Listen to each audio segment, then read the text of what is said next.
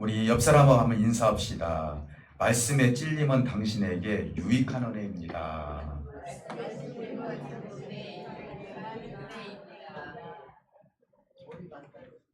긴가요? 좀 짧게 만들려겠는데 그래도 이 정도는 해야 품위가 있을 것 같다 해서 조금 길게 만들었습니다. 오늘 이 시간 찔림이라는 거에 대해서 우리가 한번 말씀을 나누기로 하는데요. 사실 아픔을 좋아하는 사람은 이 세상에 한 사람도 없어요. 저 역시도 마찬가지고, 나도 될 수 있으면 건강하게 살고 싶고 안 아팠으면 좋겠다, 이것이 또 우리의 소원이 되잖아요. 근데 우리가 살다 보면은 마음의 찔림도 있고 육체의 찔림도 있고 여러 가지로 내가 원치 않는 것에 의해서 찔리는 일들이 한두 가지가 아니에요. 그래서 오늘도 성경에 보니까 이 찔림이 나쁜 것이 아니라 이 찔림이라는 것은 은혜구나라는 것을 제가 깨달으면서 우리 성도들과 함께 왜 찔림이 은혜인지에 대해서 같이 나눠보면서 이 찔림을 은혜로 받을 수 있는 저와 여러분들이 되시기를 주님의 이름으로 먼저 축복해 드립니다. 오늘 본문 말씀을 먼저 배경을 좀 놓고 보면은 예수님께서 3년의 공생의 기간 동안에 여러 가지 말씀을 하셨어요. 그런데 거의 끝부분에 가셔서 하신 말씀이 성령에 대해서 말씀을 하시기 시작하는 거예요. 그러니까 내가 이 땅에 3년의 공생애를 마치고 내가 아버지 집으로 가는 것이 너희에게는 유익이 될 것이고 수많은 사람들에게도 유익이 될 것이다. 그래서 보혜사 성령님의 임재 사건에 대해서 자꾸 얘기를 하셔요. 그게 나 대신 이제는 성령님이 임하는 시대가 올 것이다. 근데 아니나 다를까 예수님께서 십자가에 못 박혀 죽으시고 3일 만에 부활하시고 딱 40일간을 활동을 하셨어요. 그게 부활하신 몸으로 40일 동안 여기저기 나타나시면서 증언을 해주시고 내가 부활했다는 것을 형제들에게도 보여주고 제자들에게도 보여주고 이런 일들이 있었어요. 그리고 나서 이제 마지막으로 예수님께서 제자들에게 뭐라고 말씀하시는 거니, 내가 이제 아버지 집에 갈 날이 됐으니까 너희들은 예루살렘을 떠나지 말고 보혜사 성령님이 예루살렘에 임할 때까지 기도를 하도록 해라 라고 말씀을 하신 거예요. 그리고 나서 승천하셨죠. 그 다음에 마가의 다락방에서 120명이 모여서 기도를 하는 거예요. 참 신기한 일이 벌어졌어요.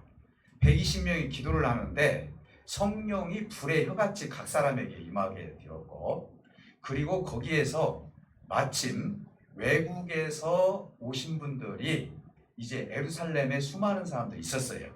근데 그때 온 사람들이 누구냐면은 유대인들, 경건한 유대인들이었어요. 그러니까 오순절을 지키려고 왔던 사람들인데 이 모습을 보고 여러 가지 평가를 내리는 거예요. 그 평가의 내용을 보면은 아니 저 사람이 갈릴리 사람이 아니냐, 여기서 갈릴리 사람이라는 것은 뭐냐면은 좀 무시한 거예요. 그 지역을. 오늘날로 말하면 저 사람 무식한 사람들 아니냐. 근데 어떻게 우리나라 말을 하느냐 이 얘기예요. 그때 당시 방언을 하게 되는데 각 나라 말로 방언을 한 거예요. 그러다 보니까 저들이 우리의 언어를 배운 적이 없는데 어떻게 저들이 이렇게 이야기를 하느냐. 또 한 종류는 뭐냐면 저 사람들이 미쳤다. 네. 두 번째 반응이 뭐라고요? 미쳤다고 얘기를 하는 거예요. 세 번째 반응이 뭐냐면은 새술에 취했을 것이다 라고 이렇게 얘기를 하는 거예요. 그때 당시 16개 지역과 16개 나라에서 예루살렘으로 모여드는 거예요.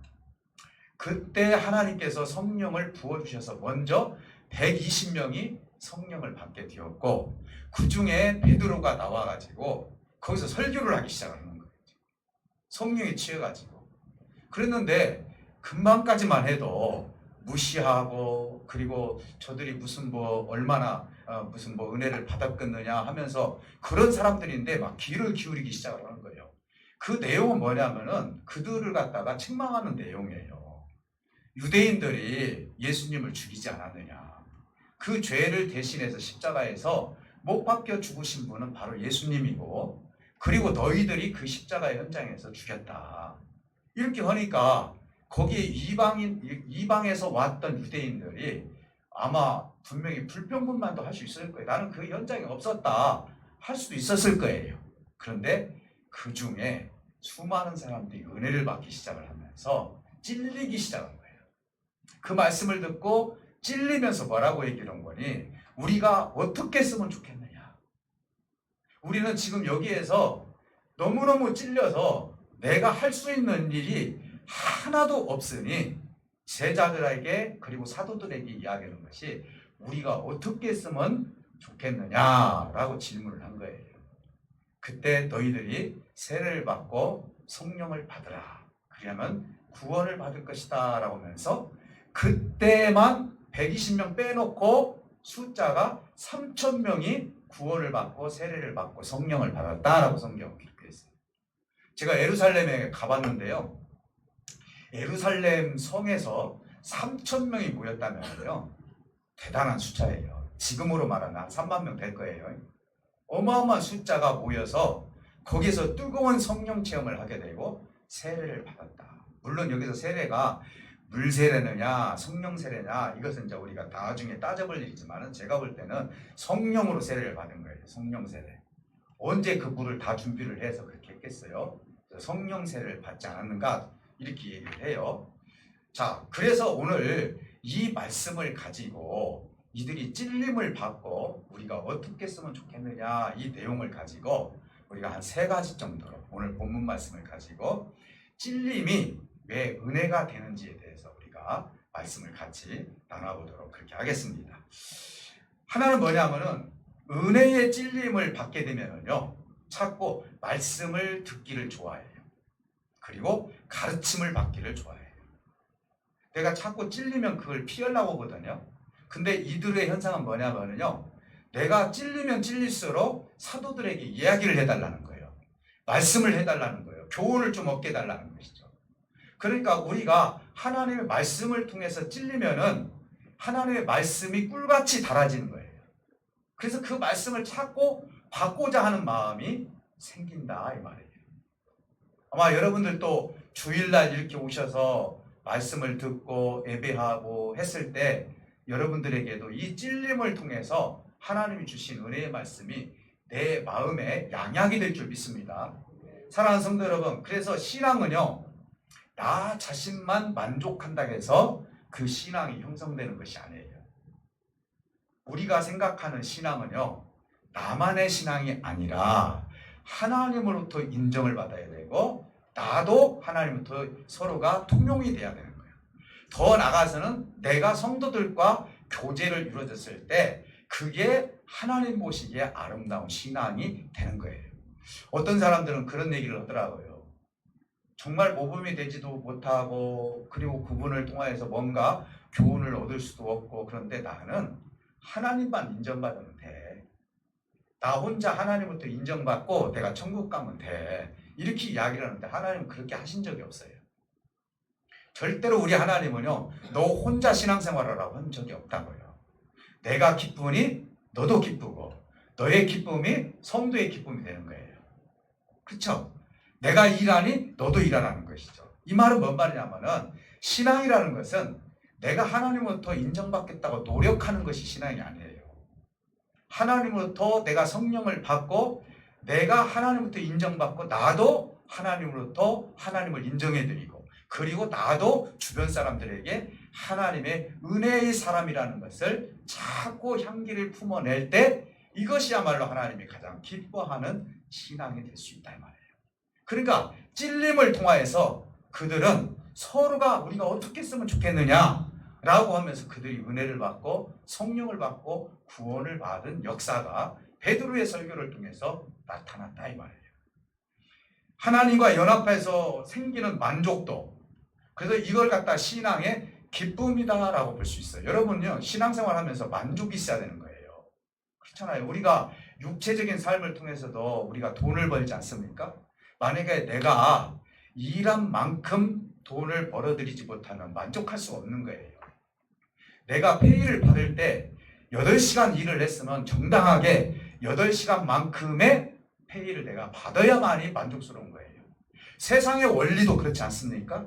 근데 내가 신앙생활하면서 하나님부터 받은 그 은혜가 내가 신앙생활을 하면 할수록 그 은혜가 더해져야지 그 은혜가 가감이 된다면은 과연 우리에게 만족도가 있겠냐 이 말이에요. 사랑하는 성도 여러분, 오늘 본문에서도 성령 강림의 사건을 통해서 사도들의 가르침을 통해서 어찌할꼬 찔림이 있었다는 말씀이에요. 그래서 오늘날 교회의 문제는 교회가 없어서가 문제가 아니에요. 성도가 없어서가 문제가 아니다 이 말이에요. 지금 현재 한국에는요 수많은 교회들이 존속하고 있고요 성도들이 다 존속하고 있어요. 그런데 문제가 뭐냐? 자기만족이라는 것이죠. 자기만족. 이 말은 뭔 말이냐? 자기 만족을 위해서 하나님의 말씀을 너무나 자기 만족스러운 것에 선호하다 보니까 찔림의 말씀을 딱 듣는 순간 그 말씀을 내 말씀으로 안 받아들이는 경향이 우리 한국 교회에 있다는 거예요. 아니 이 성경 66권에 어떻게 좋은 말씀이 있고 나쁜 말씀이 있어요? 내가 봤을 때 책망의 말씀도 사실은 뭐예요? 나에게는 유익한 말씀이 되는 거예요. 내가 하나님으로부터 책망을 받지 않는다면 어떻게 내가 하나님의 아들이 될 수 있어요? 없잖아요. 하나님께서 그런 말씀까지 하셨잖아요. 너희들이 사생아가 아니라고, 죽은 자가 아니고 버림받은 자가 아니라고. 버림받은 자는 하나님께서 관심 안 가져버리는 거예요. 네 마음대로 살으라고 놔두는 것이죠.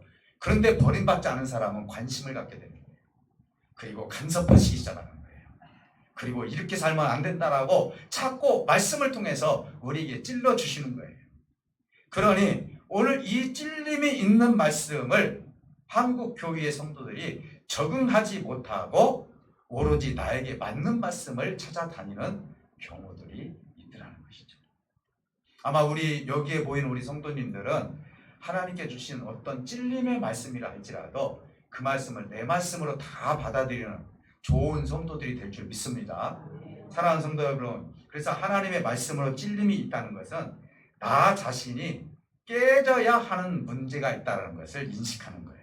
아, 내가 앞으로도 고쳐져야 될 것들이 많이 있구나라는 것을 알 수가 있는 거예요. 이걸 좀 더 좀 쉽게 제가 말씀을 드리면요, 병이라는 것이 있어요. 여러분들 이 병에서 자유스러울 사람 한 사람도 없잖아요. 근데요, 제일로 병 중에서 제일 무서운 병이 어떤 병이냐면요, 소리 소문 없이 내 속에서 잘못된 것이 자라는 거예요. 찔리질 않는 거예요. 하나도. 그냥 편안해요. 내가 지금 뭔 병이 있는지도 모르고 지금 사는 거예요. 근데 여러분 보세요. 나에게 아픔이 있어요. 내가 이거 허리가 아프네, 손이 아프네. 그러면 이 찔림이 있기 때문에 내가 깨닫기 시작하는 거예요. 아, 병원에 가서 이걸 반드시 내가 고쳐야 되겠구나. 이렇게 해가지고 내가 병원에 갈 수 있는 찔림이 있기 때문에 병원 가서 고치는 거 아니에요? 근데 내가 찔리지 않는 병은요, 하나도 안 아팠어요. 근데 이것이 2년, 4년, 5년 갔는데 어느 날 뭔가 자꾸 이상해요. 그래서 병원에서 가보니까 소리 소문 없이 이 병이 커져버린 거예요. 걷잡을 수 없이. 그래서 병도 우리가 그런 얘기도 하지 않습니까? 병은 소문을 내라고. 그리고 내가 아플 때 병원에 가는 거예요. 근데 내가 하나도 안 아파요. 그러면 내가 병원에 갈 이유가 없잖아요. 근데 우리 몸도 뭔가 자꾸 찔러줬을 때, 아, 내 몸이 좀 심각하구나 하면서 내가 그걸 인식을 해서 내가 몸을 건강하기 위해서 병원에 가듯이 하나님의 말씀을 내가 들었어요. 들었는데 나에게 지금 찔림이 왔어요. 그러면은요, 빨리 이 찔림을 받아들이라 이 말이에요. 그러면 내가 영적으로 건강해지는 성도가 될 줄 믿습니다. 그렇기 때문에 하나님의 말씀은요, 나쁜 말씀이 하나도 없는 거예요. 나에게 찔리는 것은 하나님께서 필요하니까 나에게 주신 말씀이구나 라고 하면서 이 찔림을 통하여서 영적으로 내가 더욱더 하나님의 뜻을 이루어갈 수 있는 우리가 되어야 된다는 사실입니다. 하나님의 말씀은요, 나 자신에게만 맞춰주는 것이 하나님 말씀이 아니에요. 우리가 생각할 때는 하나님 나에게만 좀 맞춰주세요가 아니라 사실은 하나님의 말씀을 내가 적응을 해야 돼요. 자, 그 이유는 뭐냐? 실질적으로 인간의 한계는요, 어떻게 보면 유한적인 존재예요. 내가 이렇게 살면은 행복해질 줄 알잖아요. 근데 하나님이 보셨을 때는 네가 그렇게 살면 불행해질 수 있다는 걸 미리 안다 이 말이죠. 이게 원리예요. 그렇기 때문에 내가 하나님의 말씀을 찾고 내 것으로 받아들이고 찔림을 내 것으로 받아들이는 것은 미리 앞으로에 있어야 할 세계, 이 미래를 하나님께서 미리 아시고 나에게 자꾸 찔려주는다 이 말입니다.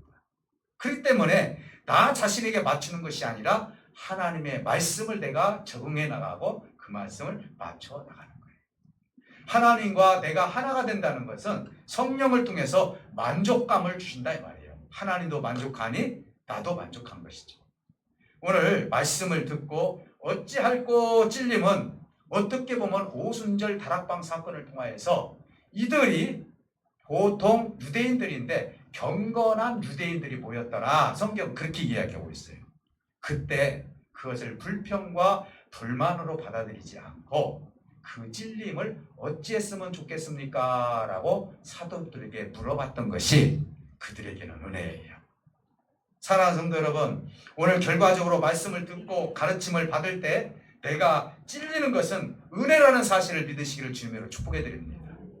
어떤 분들은 그래요. 아이고 목사님은 어떻게 우리 집에 와봤는지 맨날 내 말만 한다고. 여러분 그렇게 오해하시면 안 돼요. 나 몰라요. 내가 가본 적도 없어요. 근데 그렇게 하는 것이 그렇게 생각하면 안 되고 하나님께서 주의 종을 통해서 나에게 주시는 말씀이구나 라고 그걸 아멘으로 받아들일 때 그게 은혜가 되고 내가 영적으로 건강해지는 삶이 될 줄 믿습니다. 제가 좀 부끄러운 얘기지만은요, 저희 할머니가 한번 목사님한테 삐쳐서 교회를 몇 주 안 나간 적이 있었어요. 왜요? 그랬더니 아니 나만 보면 인사도 안 해주시고 악수도 안 해주신다고. 뭐 그럴 일이 있냐고. 그런데 진짜 이 어르신들이요 좀 그렇더라고요. 그래서 나는요 연세 드신 분들 있으면 될 수 있으면 꼭 손을 한 번씩 다 잡으려고 그래요. 제가 혹시라도 오해할까봐. 여러분 사랑합니다. 그러니까 아니 그렇게 신앙이 좋았던 저희 할머니도 그러는데 여러분들 하나님의 말씀을 자꾸 여러분들 걸로 자꾸 받아들여야 돼요. 그래서 우리가 찔리는 것은 은혜다. 그래서 계속 하나님의 말씀을 듣고 깨닫고 그리고 그걸 통해서 내가 만들어져 간다 이렇게 생각을 하는 거예요. 그래서 주의 종이 여러분들 볼 때 뭐 마음에 들고 안 들고 이건 둘째 문제예요. 실질적으로 여기서 주의 종의 입술을 통해서 선포되는 말씀이 더 중요한 것이지 2차적으로 마음에 든다 안 든다 이건 아니에요. 그렇잖아요. 제가 그건 묻지는 않겠어요. 그렇기 때문에 여러분들이 정말 하나님의 말씀을 내 것으로 받아들일 수 있는 은혜가 오늘 여러분들과 저에게 있으시기를 주님을 축복해 드립니다. 또 하나는 뭐냐? 은혜의 말씀은요, 찔림도 있지만은요, 어떻게 보면 반항도 있다는 거예요. 이 말씀을 찔림을 통해서 은혜로 받아들이는 사람이 있는가 하면은 반항심을 가지고 받아들이는 사람이 있다. 이걸 우리 교회에서 지금 얘기하는 거 아니에요. 사도행전에서 나타난 현상을 제가 말씀을 드리려고 합니다. 오늘 베드로의 말씀은 너무나 은혜스러웠잖아요. 그들이 다 받아들였어요. 그리고 우리가 어찌할꼬 하면서 그들이 세례도 받고 성령이 충만해졌어요. 그런데요, 이와 반대로 사도행전 7장으로 넘어가니까 스데반 집사님이 설교한 내용이 있어요. 여러분 보세요. 베드로가 설교한 것과 스데반 집사님이 설교한 것 보면 매번 틀린 것이 거의 없어요. 유대인들이 죽였다라고 얘기한 것도 똑같이 나오고요. 너희들이 십자가 못 박았다고 얘기도 하고요. 거반 비슷해요. 그런데 왜 베드로가 설교했을 때는 3,000명이 구원을 받고 성령이 충만해지고 스데반 집사님이 설교를 할 때는 그들이 찔리기는 찔렸는데 이를 갈면서 돌을 들어서 스데반 집사님을 왜 죽였냐 이 말이에요. 찔림은 두 가지의 현상이 나타나더라 이 말이에요. 여러분들이 찔렸을 때는 그것이 도리어 은혜로 만들어지시기를 주님으로 축복해 드립니다. 이걸 이를 갈고 돌로 쳐서 요즘 이 안 갈더라도 아이고 나 그런 말씀 어디 갔었든지 다 들을 수도 있어. 예를 들어서 그러면서 그걸 반항심으로 만약에 받아들인다면은 이건 스데반 집사님 앞에서 설교를 듣는 것과 똑같다 이 말이죠. 그런데 이 두 가지의 현상을 통해서 은혜가 되는 사람이 있고 반항이 되는 사람들도 있더라 이 말이에요. 사랑하는 성도 여러분, 똑같은 하나님의 말씀 속에서 대체간 이 상반된 이유가 뭐냐? 대체간 이런 현상이 왜 일어나느냐? 이 이유를 알아야 되지 않겠습니까? 그것은 제가 서두에 말씀드렸던 것처럼 자기 만족에서 오는 거예요. 자, 예를 들어볼게요. 만약에 스데반 집사님이 우리 유대인들처럼 위대한 사람들은 없을 것입니다. 하나님이 우리를 성민으로 선택해 주셔서 이 땅에 우리를 하나님께서 율법을 지킬 수 있도록 바리새인들뿐만 아니라 하나님께 날마다 제사를 드리면서 하나님께서 얼마나 기뻐하시는지 모르는 민족인지 모르겠습니다. 그럼 이를 갈 일이 있습니까? 없습니까? 없죠. 없잖아요. 근데 어땠어요? 여러분들이 하나님께서 보내주신 독생자이신 어린 양을 죽였습니다. 유대인들이 죽였습니다. 그러니 그분의 이름으로 여러분들 구원을 받아야 됩니다. 그분을 믿으십시오. 이렇게 하다 보니까 이들에게는 자존심이 상했던 거예요. 그러니까 외국에서 왔었던 사람들은 대부분 유대인의 경건한 사람들이었고, 스데반 집사님 앞에서 들었던 설교를 들었던 사람들은 대부분 유대에서 살았던 사람들이 아닌가. 사랑하는 성도 여러분, 그래서 자기 만족도예요. 우리 신앙생활하면서 제일로 무서운 것이 뭔 줄 아십니까? 자기만 신앙생활하는 거예요. 그리고 내가 하는 것이 최고이고, 내가 하는 것이 하나님부터 인정받는 것이고, 내가 하는 말이 틀린 얘기가 아니라고 얘기를 하고, 이러는 경우들이 많이 있어요. 여러분, 어떻게 자기 만족으로 신앙생활합니까? 아니죠.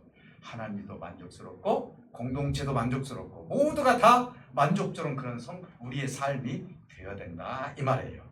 사랑하는 성도 여러분, 오늘 이 현상을 통해서 하나님의 은혜로 우리를 이끌어 가시는데 자기 만족이 아니라 하나님은 우리를 만족하기 위해서 우리에게 그 은혜를 주신 거 아니에요? 자, 예를 든다면은 내가 하나님 앞에 52주를 다 하나님께 예배를 드렸어요. 이걸 자기 만족도로 생각하면 안 된다 이 말이에요. 이것은 당연히 해야 할 일이죠. 하나님, 세상에 내가 52주나 내가 하나님께 드렸어요. 자기 만족 아니에요. 하나님, 내가 하루에 3번씩 와서 하나님께 기도했어요. 야, 하나님 나에게 복 주셔야 되지 않겠습니까? 이게 지금 어떻게 보면 자기 만족이에요.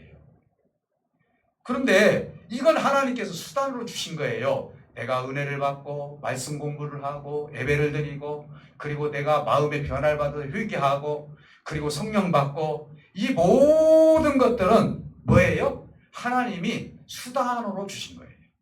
어떤 수단? 예수 그리스도가 누구인지를 알아가는 수단으로 주셨다 이 말이에요. 그러니까 우리 성도님들이 10년, 20년 믿었으면요, 봉사를 얼만큼 했느니, 예배를 얼만큼 참석했느니, 기도의 양이 얼만큼이니, 지금 그것 따질 때가 아니다 이 말이에요. 이건 다 수단이에요. 뭘 우리가 봐야 됩니까? 내가 10년, 20년 믿었더니 내 성품이 바뀌었어. 내가 화낼 일도 화가 안 나. 내 마음에 왜 이렇게 자꾸 긍휼한 마음이 생기는지 모르겠어. 나 왜 이렇게 저 불쌍한 사람 보면 내가 돕고 싶은지 모르겠어. 저 어려운 사람을 보면 왜 이렇게 내가 무릎 꿇고 같이 기도해주고 싶은 마음이 생기는지 모르겠어. 이게 뭔 마음이에요? 그리스도의 마음이다 이 말이에요. 가면 갈수록 이런 마음들이 내 안에 풍성하게 새겨지는 것이 하나님이 원하시는 수단으로 주었던 이 모든 것들 중에서 하나님을 깨달아가는 것이죠. 목사님들이 제일로 마음 아파하는 것이 뭡니까? 20년, 30년 믿어도요, 봉사를 얼만큼 했느니, 기도를 얼만큼 했느니, 내가 이렇게 하고 저렇게 하면서 내가 하나님 앞에 공로 세운 것이 얼만큼이니, 이것을 따지는 것이 아니라 이 말이에요. 무엇입니까? 그 어려운 가운데서도 눈물로 호소하고 아무 말 없이 자기 봉사하고, 그리고 누군가를 위해서, 나는 누군가를 위해서 기도하는지도 몰라. 근데 누군가를 위해서 같이 기도해주고, 아픈 사람 있으면 가가지고 같이 서로 위로해주고, 하나님께서 함께 주실 거야.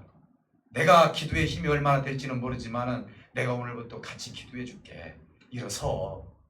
하나님은 당신을 사랑하고 있으니까. 이게 뭡니까? 성숙한 성도가 고백하는 거예요. 적어도 교회 다니고 장로가 되려면은, 안수 집사가 되려면은 이거 다 해야 돼. 52주 다 다녀야 돼. 11조 생활 잘해야 돼. 이것은요 기본이에요. 하나님을 알아가는 수단이죠. 그게 목적이 돼서는 안 된다 이 말이에요. 제가 오늘도 그 얘기를 했어요.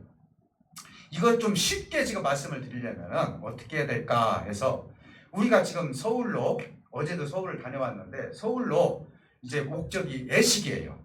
그 예식을 참석하기 위해서 가요. 그러면은 우리의 목적은 서울 가서 예식 참석하는 거예요. 그렇죠. 그러면 우리에게 주어진 수단이 뭐예요? 차 준비해야죠. 그리고 물질 준비해야죠. 먹을 거 준비해야죠. 가면서 서로 운전하면서 서로 나누면서 운전해야죠. 이게 목적입니까? 수단이죠.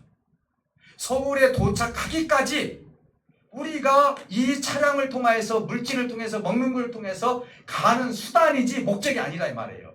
우리가 봉사하고 헌신하고 하나님 앞에 기도하고 이게 목적이 아니라고요. 우리의 목적은 뭐예요? 그리스도의 향기가 드러나는 것이고, 그리스도의 모습이 얼마만큼 내가 내 안에서 자라고 있느냐, 얼만큼 성숙한 성도로 내가 지금 자라 있느냐, 이것이 목적이다 이 말이에요. 우리 한국교회가요 왜 힘들어진 줄 아십니까? 내 은사가 최고라고 생각해서 그래요. 나는 하나님으로부터 내가 보기만 하면, 눈만 감으면 당신의 죄 다 보여. 내가 손만 얹으면은 당신의 병 다 고칠 수 있어. 이게 다 뭐예요? 목적이에요? 수단이죠. 하나님을 알아가기 위한 수단이에요. 예수님께서 오병이어의 기적을 일으켰던 것도 수단이에요. 예수님이 죽은 자를 살린 것도 수단이에요. 누구를 알게 하기 위해서, 하나님이 어떤 분인지에 대해서 알게 하기 위해서 하나님께서 표적을 행한 것이지, 그 목적을 가지고 왔다면은 수도 없는 사람들이 그렇게 따라다녀야죠. 주님은 뭐라고 말씀합니까? 너희들이 왜 나를 따라다니는지를 알겠다. 먹고 마시는 것이 나를 통해서 나오기 때문에 그렇다. 주님은 그렇게 책망하셨어요. 대체가 하나님의 나라에 대해서 얼마큼 관심이 있느냐, 제자들에게, 수많은 사람들에게 내가 누구라고 지금 생각하느냐라고 질문까지 하지 않습니까? 이게 뭐죠? 다 수단에 빠져 있어요. 수단에. 교회가 얼만큼 성장했느니, 교인 수가 얼만큼 많으니, 재정이 얼만큼 많으니, 교회가 얼만큼 선교를 많이 하느니, 이게 지금 사실은 하나님 앞에서 자랑거리입니까? 당연히 해야 할 일 아닙니까? 그것을 통하여서 내가 그리스도로서 하나님의 인격을 닮아서, 이것도 부족합니다. 내가 살아생전에 주님을 위해서 내가 어떻게 생명을 살려야 될지를 하나님 나에게 힘을 주셔서 성령을 통하여서 하나님 나라를 확장하게 해주시옵소서. 그리스도의 향기가 나를 통해서 나타나게 해주시옵소서. 이게 성숙한 성도다 이 말이에요. 사랑하는 성도 여러분, 오늘 이 시간 우리는 하나님으로부터 주신 그 은혜가 우리에게는 얼마나 많이 있는지 몰라요. 살아가면서 하나님이 물질도 주시고 건강도 주시고 은사도 주시고 다 주셔요. 근데 이게 인생의 최고의 목적이 아니다 이 말이에요. 우리의 목적은 뭡니까? 그리스도를 닮아가는 거예요. 그리고 그리스도의 모습이 나에게 나타나는 것이다 이 말이에요. 사랑하는 성도 여러분, 그래서요 은혜의 찔림을 받은 사람들은요 공동체에 기쁨을 주는 사람들이에요. 교회가 왜 분열이 일어납니까? 왜 교회가 갈등이 일어납니까? 성숙하지 못하기 때문에 그래요. 정말 찔림이 있고 수단이 아니라 내가 주님의 향기로 목적이 달성된 사람들은요 3가지를 한다라고 성경은 말씀하고 있어요. 뭐예요? 코이오니아, 교제가 이루어진다고 했어요. 2번째는 뭐예요? 떡을 떼준다고 그랬어요. 3번째는 뭐예요? 기도한다고 그랬어요. 같이 기도하기에 힘쓴다고 했어요. 여러분, 교제는 뭡니까? 세상의 교제는 틀려요. 세상의 교제는 내가 저 사람을 만났을 때 나에게 얼만큼 앞으로 유익을 줄 것인가 생각하면서 이득 때문에 만나는 교제가 얼마나 많이 있는지 몰라요. 적어도 내가 그 사람 앞에 있어야만이 그래도 내가 불이익을 당하지 않는다 라고 생각하면서 교제가 이루어지지 않습니까? 세상에 여러분들 다 대부분 보면 있잖아요. 친구들은 그렇지 않잖아요. 좋아서 만나잖아요. 차 한잔 먹으면 너무나 만족스럽잖아요. 무슨 유익을 위해서 만납니까? 친구 만날 때? 그렇지 않잖아요. 근데 세상의 교제는 뭐예요? 그래, 저 사람들한테는 내가 적어도 내가 눈에 띄어야 돼 하면서 세상의 원리가 그거예요. 근데 그리스도의 교제는 뭡니까? 내가 그 사람을 만났을 때 손해가 온다 할지라도, 내가 그 사람을 만났을 때 내가 만족함이 없고 내가 주어야 할 사람이라 할지라도, 이 교제라는 것은요, 희생이 따르고 사랑이 따르는 거예요. 그렇기 때문에 그리스도의 교제는요, 성숙한 사람들이 잘하는 거예요. 미성숙한 사람들은요, 이 교제를 통해서 형제들과 자매들의 마음을 다 갈기갈기 찢어놔 버리는 거예요. 내 언어를 통해서. 내가 지금 하는 말이 성령을 통해서 나오는 말인지, 아니면 내 감정을 통해서 나오는 말인지, 아니면은 내가 어떤 그 사람을 죽이려고 하는 지금 말인지, 우리는 수도 없이 그런 말들을 통하여서 제대로 된 교제를 이루지 못할 때가 많이 있어요. 정말 성숙하다면요, 제대로 된 교제가 이루어져요. 주님은요, 교제를 나눌 때는요, 항상 기쁨이 있었고 진리가 살아 움직였고요. 거기에서 주님의 제자들이요, 항상 주님을 존경하고 따라갈 수 있는 그런 교제가 되었다. 우리 군산 열릴교가 그런 교제를 이루시는 복된 교회가 되시기를 주님으로 축복해 드립니다. 우리가 점심시간에, 저는 점심 식사라고 하지 않지 않습니까? 제가 이것을 어떻게 용어를 쓸까 하다가 애찬이라고 해야 되겠다. 애찬이라는 것은요, 음식이 목적이 아니에요. 그렇잖아요. 무엇을 많이 만들어냈네, 적네, 짜네, 맵네가 아니에요. 이건 하나의 수단이에요. 우리 예찬을 준비하시는 분들이 기도할 때는 항상 이렇게 기도해야 돼요. 주님, 제가 이 예찬을 준비할 때 우리 성도님들이 이 양식을 먹을 때 아름다운 하나님의 말씀을 통해서 사랑의 교제가 일어나게 해 주시옵소서. 맛이 있든 없든지 간에 이 양식을 먹을 때 서로가 교제를 통하여서 하나님의 은혜가 임하게 달라고 기도하고 예찬을 준비를 한다 이 말이죠. 제가 언제 우리 성도님들이 예찬 준비할 때 제가 상 준 적이 있어요? A팀, B팀, C팀 오늘은 고기를 했으니까 제가 상을 줍니다 라고 그런 적 없잖아요. 그렇잖아요. 그것이 평가의 목록에 들어가서도 안 되는 거예요. 그렇죠? 많이 있든 없든 반찬이 맛있든 맛이 없든 그건 다 개인 취향이에요. 근데 그 자리가 어떤 목적이 있어요? 예찬을 통하여서 하나님의 사람들이 모여있는 곳이다 이 말이죠. 사랑하는 성도 여러분, 그렇기 때문에 교제는 항상 갈등을 일으켜서는 안 돼요. 질시의 교제를 일으켜도 안 돼요. 자기 주장이 있어서도 안 되는 거예요. 하나님의 말씀을 통하여서 여러분들이 아름다운 교제를 이루는 것이야말로 그리스도인으로서 은혜의 찔림을 받은 사람들이 성숙해졌을 때 일어나는 현상이다. 떡을 뗀다겠어요. 여러분들은 떡을 어떻게 떼줍니까? 아이고 김집사, 내가 저기 가서 아파트를 샀더니 나한테 막 5천만 원이나 내가 더 늘어났어. 그러니까 그거 한번 사봐. 물론 개인적으로 할 수도 있어요. 그 떡을 떼주는 거거든요. 떡을 떼준다는 말은 뭔 말이냐? 집사님, 내가 정말 힘들었는데 하나님이 이 말씀을 주셨어. 아마 나에게만 적용되는 것이 아니라 집사님이 지금 어려움을 당하고 있으니까 이 말씀을 가지고 일주일 동안 같이 기도하게. 떡을 떼주는 거예요. 이거예요. 그래서 성숙한 사람들은요, 하나님의 말씀으로 그들에게 떡을 떼어서 주는 거예요. 우리 교회가 이번에 진리의 말씀을 사랑하는 교회잖아요. 말씀을 안 빠진 적이 없어요. 다 들어가 있어요. 말씀을 사랑하는 교회, 말씀을 실천하는 교회, 진리의 말씀을 끝까지 지키는 교회, 막 이렇게 쭉 왔잖아요. 제가 그거 버리지 않았어요. 지금까지 왔기 때문에. 아마 그대로 될 줄 믿습니다. 자, 그렇기 때문에 교제가 일어나고 그다음에 떡을 뗀다라는 거, 의미를 우리가 안다면은 이제는 뭐냐? 우리 모두는 다 문제점이 있어요. 그렇잖아요. 제가 지금 완벽하게 보입니까? 하나도 완벽하지 않죠? 예. 저나 여러분들이나 이 세상 살다 보면 왜 완벽하지 않느냐? 육을 입고 있기 때문에 그래요. 아무리 내가 다짐을 해도요, 금방 쓰러질 수밖에 없는 거예요. 그럼 뭐냐? 뭐가 필요해요? 기도가 필요한 거예요. 하나님, 내가 현재 이 마음을 끝까지 지키게 해주시옵소서. 흔들림이 없이 하나님의 길을 가게 해주시옵소서. 우리 형제 자매들이 지금 또 흔들릴 수도 있습니다. 그러니 그들을 붙잡아 주세요. 기도에 매일 힘쓰더라. 우리가 그리스도인으로서 성숙한 사람은, 하나님의 말씀을 통해서 찔림을 받은 사람은 반항이 아니라 그것을 어찌할꼬 하는 마음을 가지고 내가 하나님 앞에 바로 서서 내 삶을 하나님께 드리고 성숙하게 자라면서 그리스도의 모습을 내 속에서 나타내 보이는 거예요. 여러분 다 미성숙하시잖아요. 제가 완벽을 지금 얘기하는 거 아니에요. 오늘 이 시간 이후로 여러분 가정에서, 직장에서, 사회에서 친족들에게 조금 있으면 이제 추석도 돌아오고 그러는데요. 그때 여러분들 친족과 가족들에게 그리스도의 향기를 드러내시기를 주님으로 축복해 드립니다.